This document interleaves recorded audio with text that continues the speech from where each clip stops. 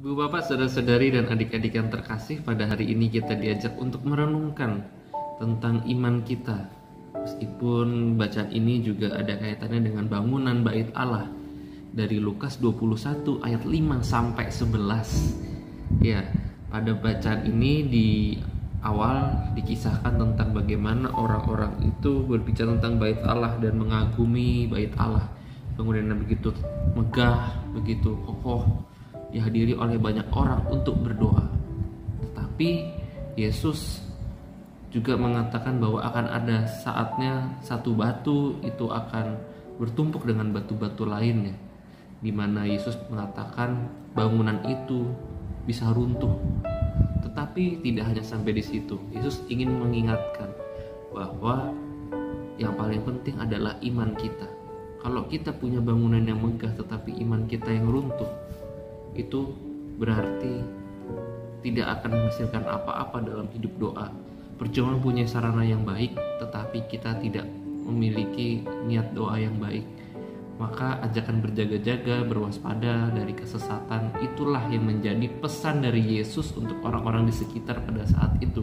Kita juga pasti datang ke gereja beramai-ramai untuk berdoa, ikut misa, lalu juga dengan ikut pelayanan di gereja. Kita punya gedung gereja yang bagus, ada GKP yang bagus, yang punya ruang-ruang pertemuan, ada sarana dan prasarana di sana.